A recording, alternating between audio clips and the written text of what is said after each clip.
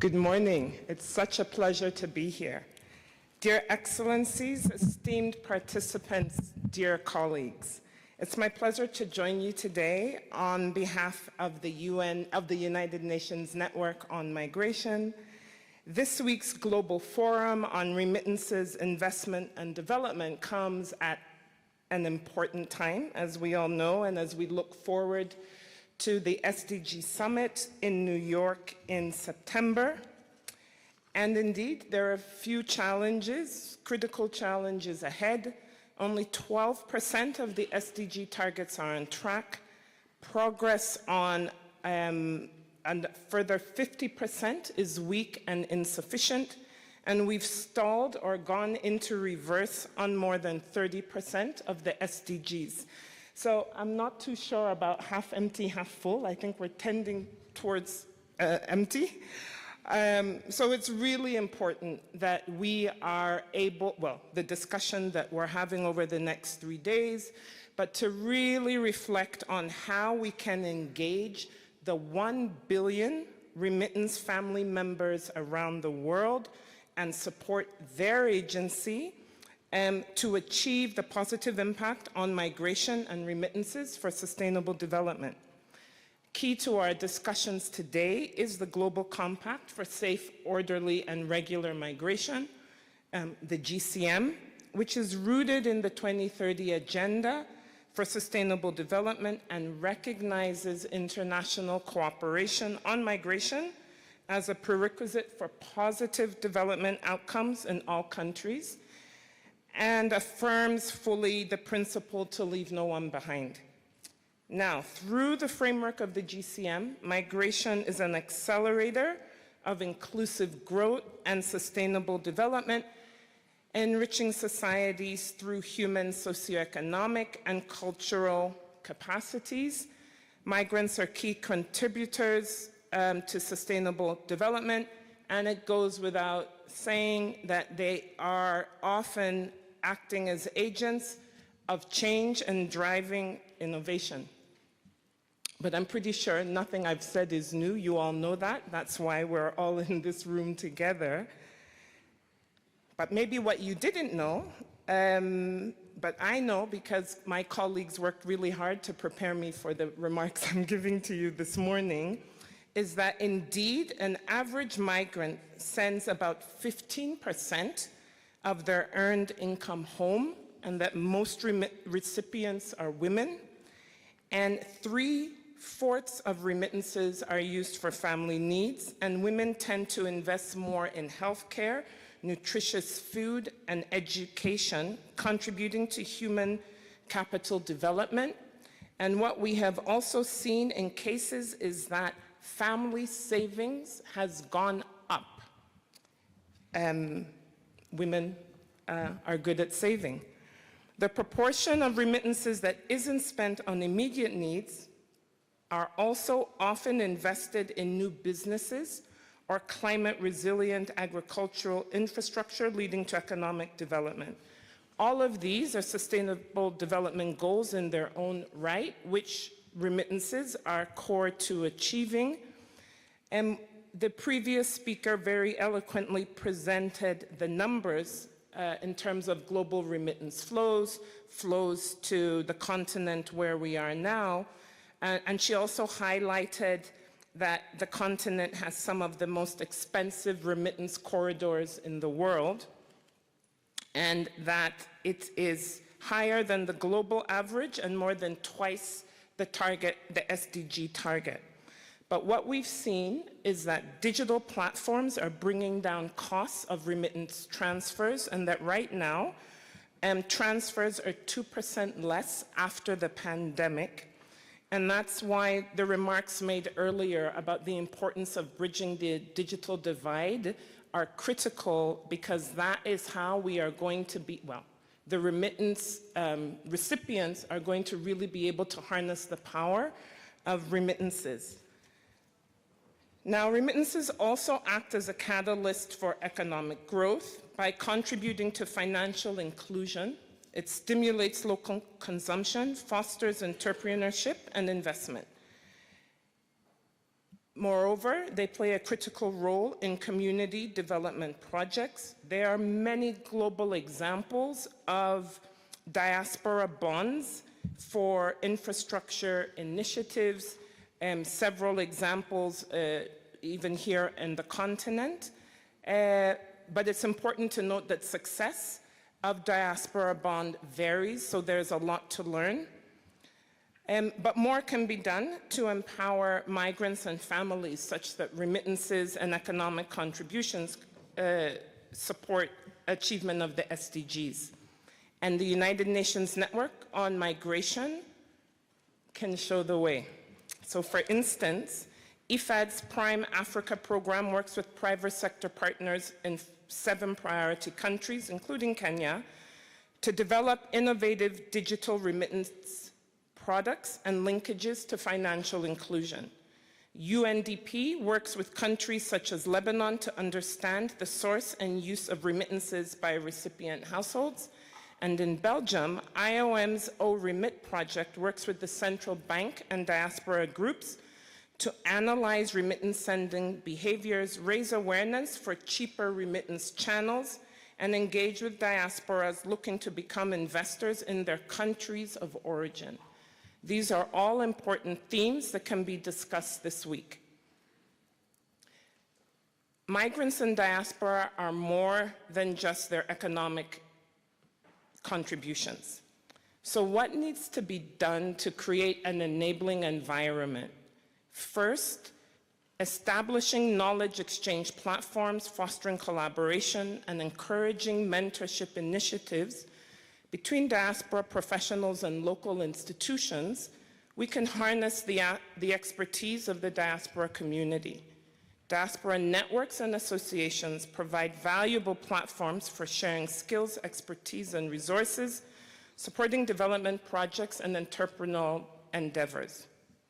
2, promoting cultural and social ties and fostering a sense of belonging among the diaspora are equally important. By addressing these gaps, we can create an enabling environment that facilitates diaspora engagement and maximizes the impact of remittances. Third, policy coherence is essential, ensuring alignment between diaspora policies, migration policies, and national development strategies. It's very encouraging to note that many countries are now creating ministries of diaspora, are putting in place diaspora policies. And of course, apart from the importance of policy coherence, this needs to translate into instruments at the community level so that the 1 billion remittance recipients can invest in development in their communities where they're invested.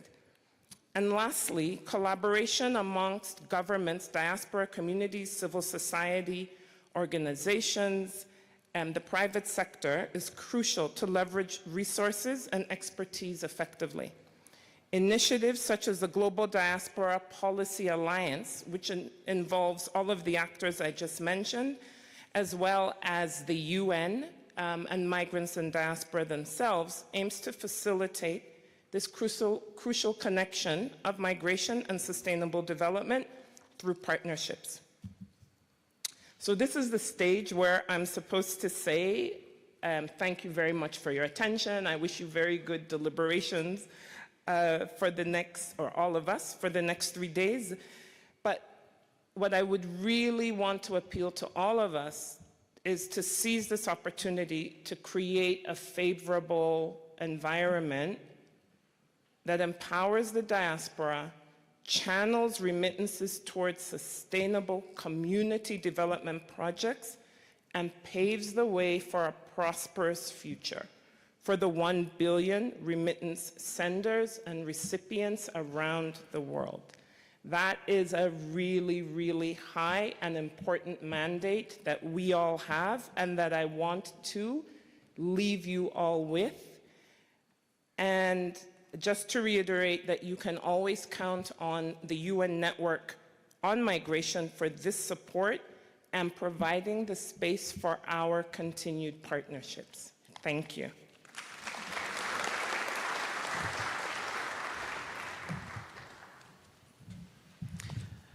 Thank you, Mrs. Daniels, for these remarks and that conclusion. With this, I would like now to invite Her Excellency Henriette Geiger, Ambassador of the European Union to Kenya, for the remarks. Please.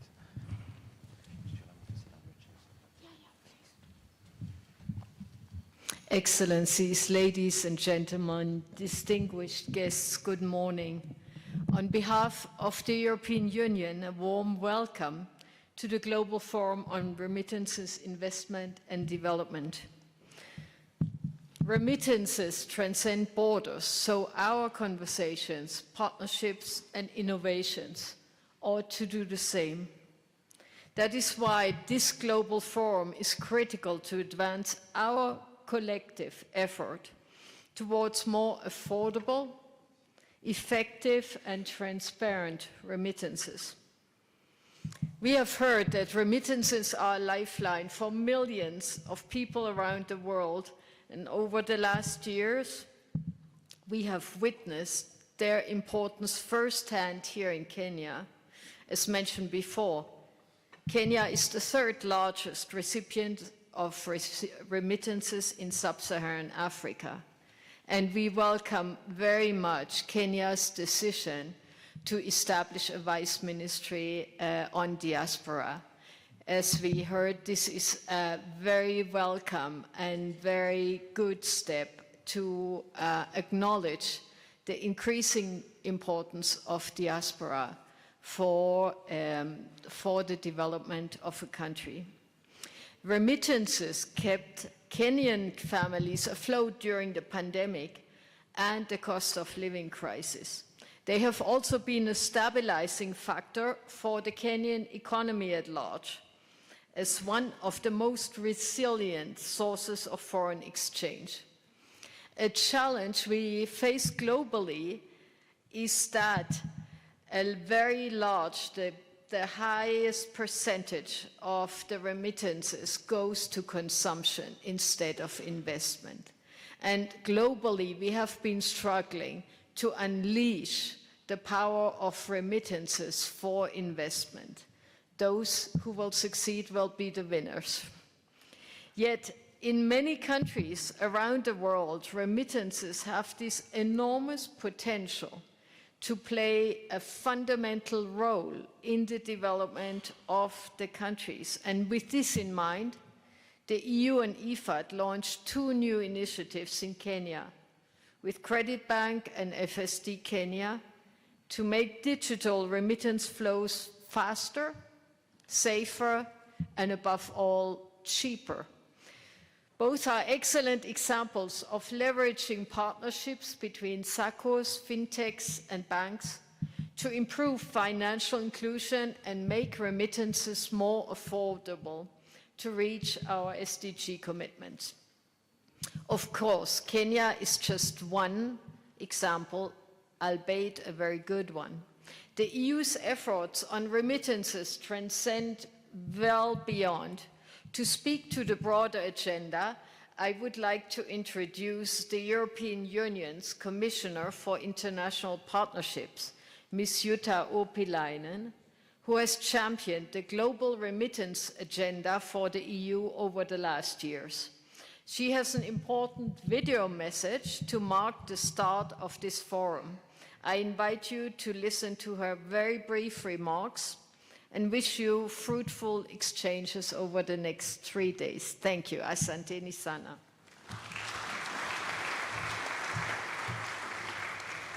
Distinguished guests, remittances are a key engine for social and economic development. We all endorse this view. The European Commission was the first financial supporter of IFAD finance facility on remittances. Since then, we have partnered up to address the multiple challenges migrants face when sending remittances back to their home countries. The EU is the main remittances sender to Africa and the second largest remittances sender to the developing countries worldwide. Remittances from the EU have a truly global outreach, 100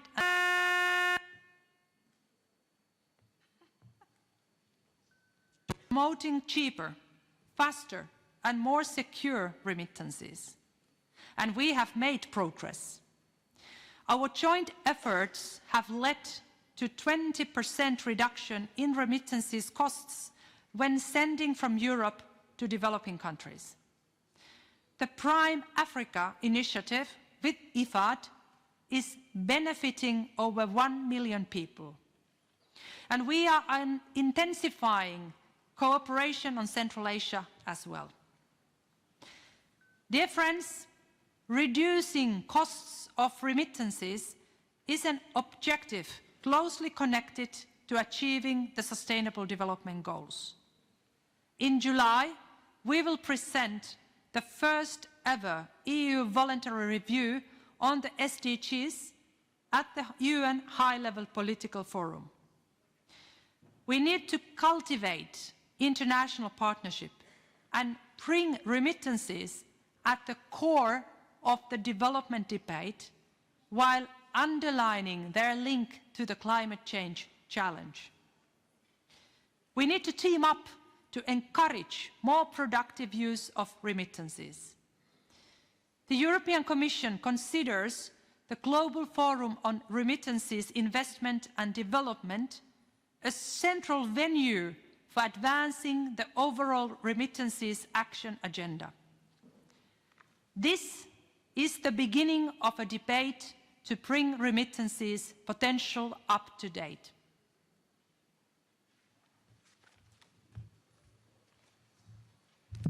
And I would like to thank the European Commission for these remarks. Sorry for the technology clip. Well, tells us one thing is that we cannot rely on technology so much, that this is a good message of hope for humankind, for all following the artificial intelligence doomsday. So without further ado, right now, after the European Commission, it would be my honor to invite the presidency 2023 of the G20, India, to take the floor. Before you take the floor, I just want to say, I think we all know the importance that remittances are for India as the largest now country.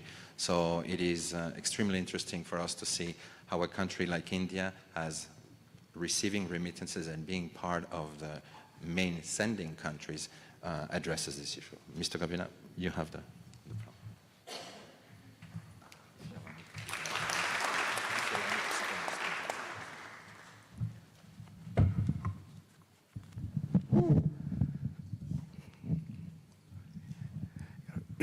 Good morning to all of you.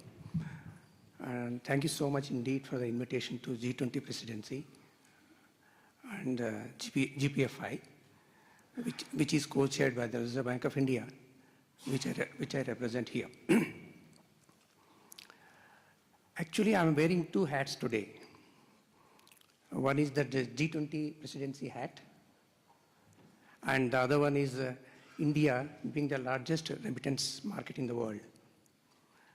And these two hats are very heavy indeed. It is invisible to you. In fact, I can feel it. So as the occasion demands, what I will do is, I will present certain broad milestones of G20 engagement on remittances. Then I will go over to the Indian case study in a very, very brief manner and try to see any broad takeaways can be taken, for the benefit of global audience.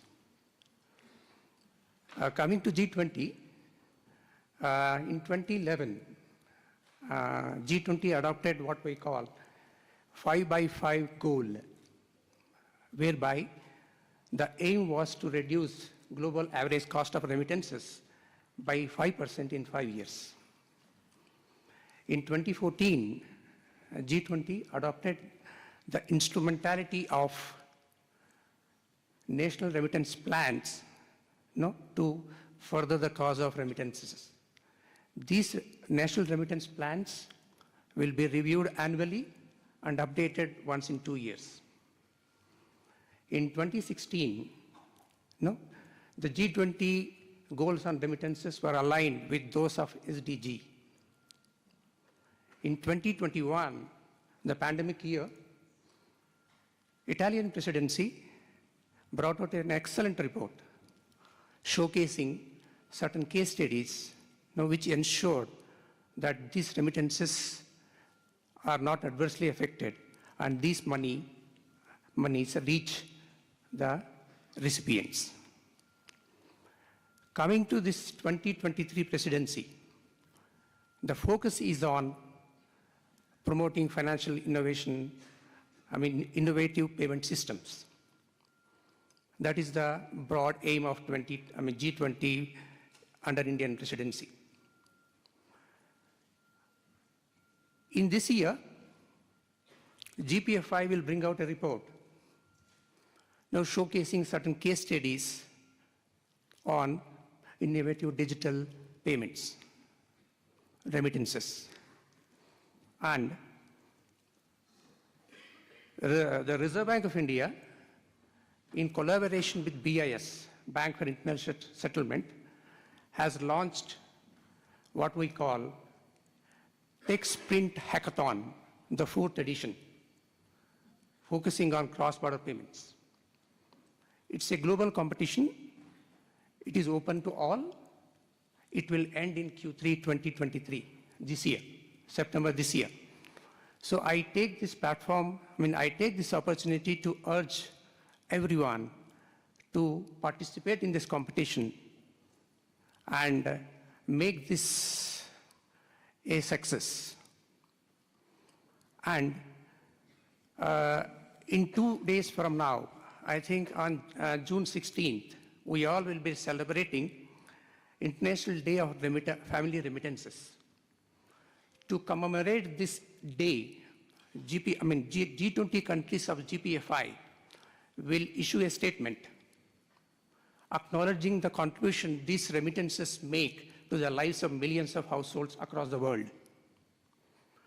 At the same time, reiterating our commitment to bring the cost of remittances to the SDG goals of 3% and eliminating the corridors with costs of remittance higher than 5%. Now let me come to the Indian case study. If you see the size of Indian remittance market, it is more than $100 billion. To put it in perspective, the total amount of remittances that African countries get together, if you put those remittances together, our Indian remittances are much more than that. And the micro level impact of these remittances to the families of recipients is well documented. But what I want to highlight is the macroeconomic implication of these remittances.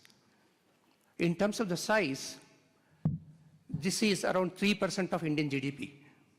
Suppose if Indian GDP is around $3.5 trillion, this is around 100 billion.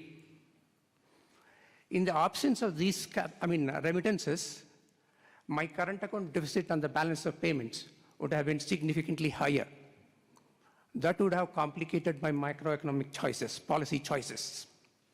So at the micro level, families of recipients are indeed benefited because their consumption patterns are different from what it could have been otherwise. And the macroeconomic implications in terms of enabling better macroeconomic policy choices is to be recognized. What has made India the biggest remittance market? If you see some of characteristics, features of our market, we have got vibrant physical and digital public infrastructure. Almost all Indians have bank accounts. And we have got what is called Unified Payment Interface, UPI, as it is famously called. And I don't need to introduce UPI to the audience, just to flag it. It is a mobile-based fast payment system enabling remittances instantaneously 24/7. And India is among the very few countries where CBDC trials are in advanced stage, both retail, wholesale, and cross-border. Then we have got vibrant institutions. Over a period of time, vibrant institutions have evolved. Just to give a flavor, just to give an illustration, we have got National Payment Corporation of India, NPCI, which has given UPI to the world. And we have got vibrant cross-border institutional arrangements. Just to give you an idea, we have got what is called rupee drawing arrangement. Rupee drawing arrangement. Under this arrangement, what happens is some leading money transfer companies abroad can open Vostro accounts with Indian banks. Vostro accounts with Indian banks, and money can come from abroad to these Vostro accounts in India. And these receipts in the Vostro account will be credited to the accounts of the intended recipients. So we are leveraging the network of Vostro account. Then second one is we are going beyond banks, whereby foreign money remittance companies can have tie-up with banks, non-banks, and even post offices. So here, in this new arrangement, family remittance of small ticket, $2,500, are allowed in this new arrangement. Then, if you see the literature on remittances, basically the emphasis is more on the demand side, supply side, in the sense put in place infrastructure, technology, reduce cost of remittances. But there is an underappreciation of demand constraints on remittances. For instance, the recipient may not have the ID required to utilize this supply side infrastructure. The recipient may not be aware of the digital literacy. He may be digitally illiterate. So in the Reserve Bank of India, especially in this year, what we are trying to do is to address the demand side constraints, educating people. We have got weekly awareness schemes where we collaborate with celebrities. So this is a holistic package of policies and initiatives which has enabled India to be the largest remittance market in the world. Now, what are the broad lessons that we can draw from this? One is build vibrant institutions, vibrant and resilient institutions. That is a must. Then develop public digital infrastructure in collaboration with stakeholders. Then regulation. This is another takeaway from Indian case study. Indian regulation is trying to hold a balance between promoting innovation at the same time preserving financial stability. So the regulators need to be aware of the need for holding this balance, at the same time focus on market integrity and customer protection. Then bring down the cost of remittances by leveraging technology and institutional reforms. And emphasize on demand side constraints, build awareness among the people. So this is what I thought I will share with you. Thank you so much.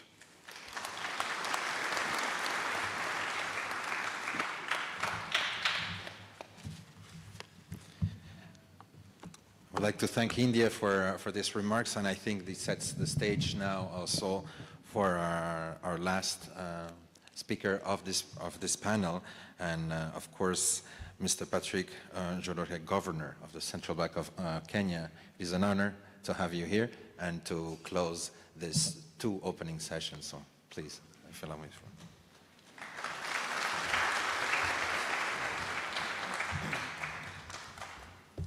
Thank you very much, Mr. Moderator. And IFAD President, U.S. Special Advisor, well, the Special Advisor, UN Special Advisor for Africa, and also other United Nations officials. Harriet, recognize you. Thank you very much for all the work that we've been doing together. Our very own PS, Christine, great to see you here, really.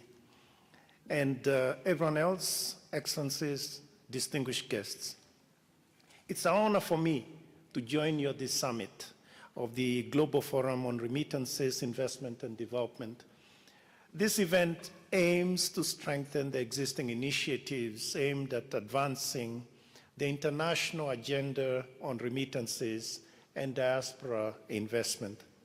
I am pleased to note that during the summit, delegates will explore the new opportunities and challenges in the global and Africa's ecosystems, new digital means and innovative business models, as well as sharing experiences.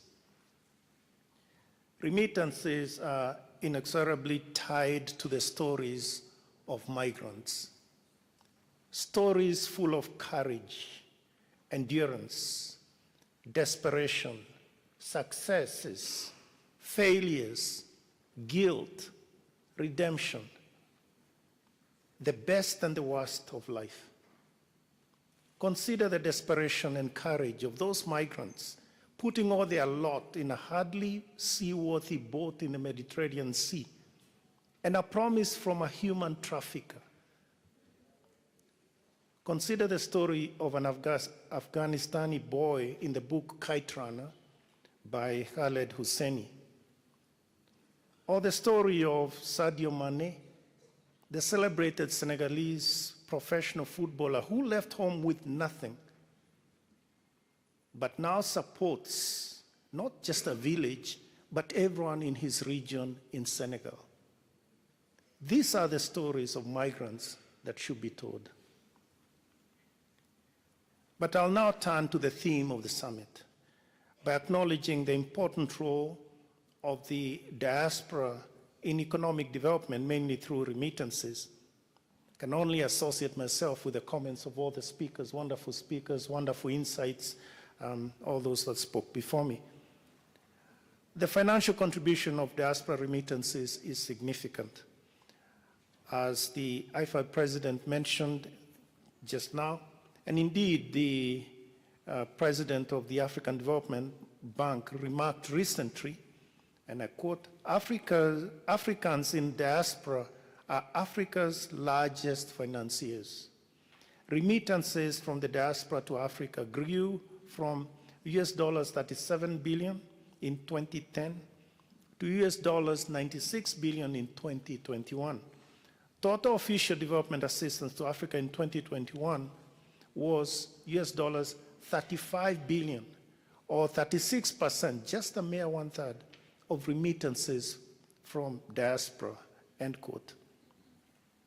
According to data from the World Bank, remittances flows to low and medium income countries increased by 4.9% to reach US $626 billion in 2022. Even as global flows are estimated to have reached US $794 billion in the same year.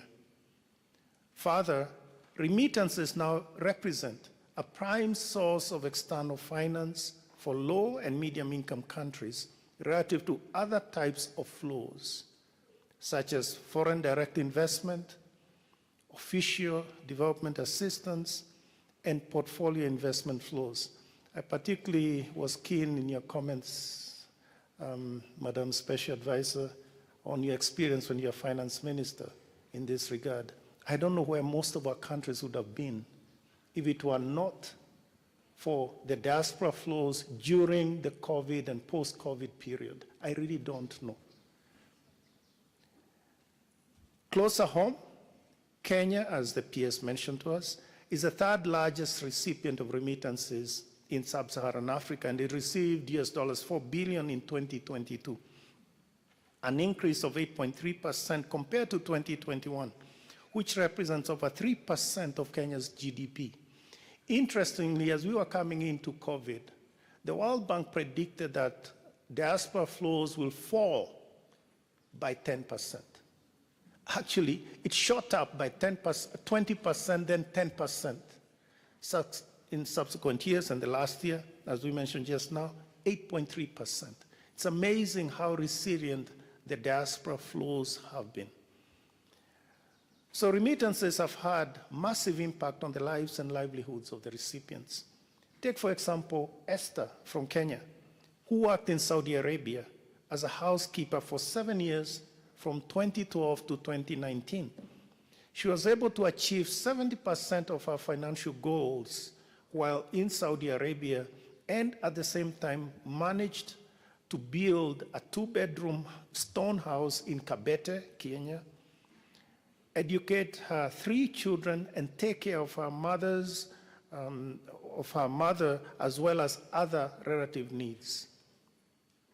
Kenya's digital landscape enabled her to achieve this by providing a platform for transactions, M-Pesa, and for savings, M-Shwari. Esther is a returned migrant. She's now back home and believes that she would have achieved 100% of her financial goals had she stayed longer. However, as was mentioned by speakers before me, the cost of sending remittances remains high, especially in certain corridors. According to the World Bank's data, the cost of sending US dollars 200, that's the benchmark, averaged between 5% and 10% worldwide. Just think of that, 10%. 10% for a financial transaction, far exceeding the SDG goal of 3%. As a result of the high costs, remittance tickets remain sizable. In the case of Kenya, the adoption of technology and innovation has reduced costs, allowing for smaller, bite-sized remittance tickets. Kenya's 2012 Diaspora Remittance Survey revealed that 32% of remittances are through mobile money operators due to their convenience, speed, and lower cost. Still, a lot needs to be done to reduce costs towards the SDG target. Remittances are used by recipients largely for daily expenditures and not for investments and growth. The 2021 Diaspora Remittance Survey that we conducted revealed that the purchase of food and household goods, medical and education expenses, rent, and household utilities constituted 49% of remittances. 49%. This indicates that the huge reservoir of human and financial capital that represents the diaspora remains largely untapped. To me, that is critical. The diaspora should be an important bridge between the host and the home countries. For instance, India's success story in the IT industry is anchored on the diaspora. India is home to an increasing number of startups that have achieved unicorn status, that is, enterprises valued at more than $1 billion, and that have been founded by Indian diaspora. So we should stop looking at our diaspora as an ATM, so you go there, get your money, and go spend it. Yeah? Or like that child who comes to you and says, Daddy, Mommy, I need some money. It shouldn't be that. We should be on a journey with them. And I presume this will be one of the points that will be brought out or fleshed out in the rest of the conference. So the benefits of the diaspora should go well beyond the remittances. This is an appropriate time for deepening the conversation on how the diaspora can contribute to economic growth and progress, especially in Africa, where significant opportunities exist and significant resources will be required to put our citizens on the path of shared prosperity. A UNDP report it's actually a 2016 or 2018 report, indicated that by 2050, more than half of Africa's population will be under 25. So, under 25. Additionally, 25% of the world's labor force will be based in Africa. Just think of that. And between 10 and 12 million people join the labor force each year in Africa. However, the continent creates only 3.7 million jobs annually. Look at that huge deficit. 12 million and we're only creating 4 million. So this quandary can only be resolved with significant input from all those who have a connection with the continent, and crucially, the diaspora. Nevertheless, further work is needed to improve the business environment and thereby attract additional investment. Kenya has implemented several measures to improve the business climate, including significant investment in infrastructure, advancing innovative use of technology, among others. These initiatives are key to promoting competitiveness in the economy. A recent survey by the US News and World Report ranked Kenya at position 26 globally, an improvement from position 39 in 2021, due to its resilience and momentum.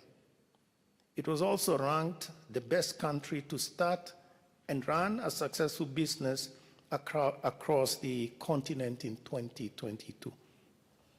Here I would want to have a shout out for our PS, Roslyn Jogu, who actually has really been working significantly in first understanding the diaspora needs, and secondly, bringing information to the diaspora about what Kenya needs to do or what Kenya provides them, and also telling us, policymakers, what we need to do in order to attract the diaspora, their investments, etc. So thank you very much for the work you've done over the last 6 months.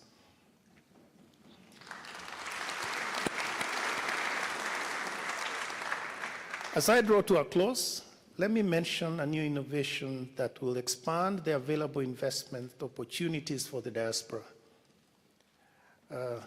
PS, you know what I'm going to talk about.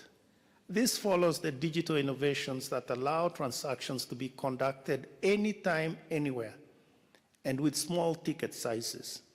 So the Central Bank of Kenya is implementing a Central Securities Depository, CSD, that will improve efficiency and transparency in the government domestic debt market.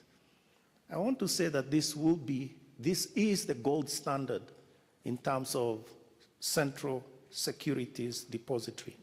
So this CSD will mitigate segmentation in the interbank market and enhance liquidity distribution by strengthening the operation of a secured overnight market. So that's good news for me, the central banker, and also for the commercial bankers.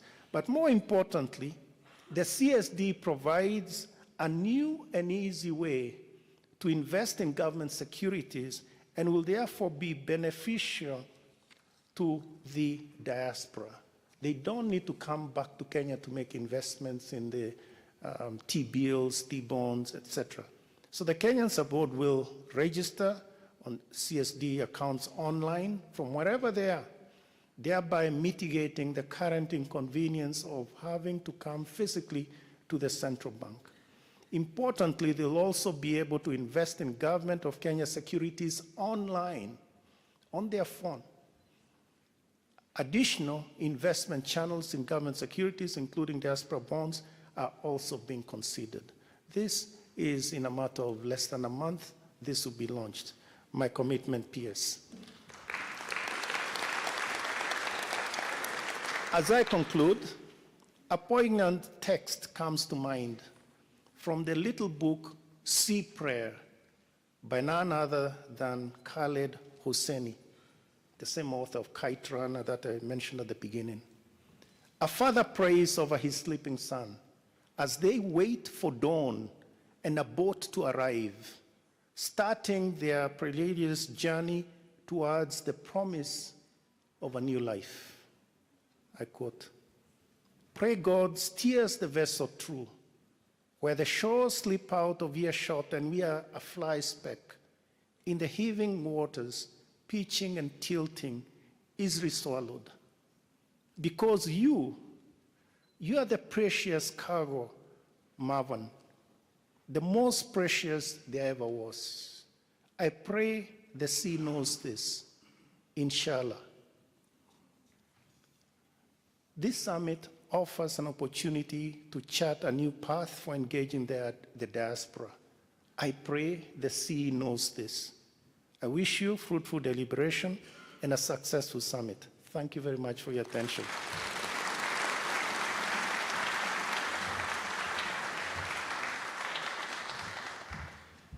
Mr. Governor, thank you so much for these words. I retain a lot, but there's one thing that really I would like to reiterate that you mentioned is what happened 2 years ago. This forum had to be conducted and hosted in 2020. It wasn't because of the pandemic. And you did mention that the close call, the realization of what these flows meant for so many. At that moment, it was a close call because migrants find a way, again, to send money back home a few months later, and it was not what we expected. But I would like is really to reiterate this, to always have that in mind of not taking for granted of what 1 billion people are doing as we did. I did a small calculus of how much money will be sent to their loved ones during these three days, and I will say that in my concluding remarks, but it's a big number. So thank you for those words. I would like to close this panel, and if it's okay, I would like to also invite Mr. Lario Duarte and the government of Kenya also to join here just for a photo opportunity before we move into the next panel.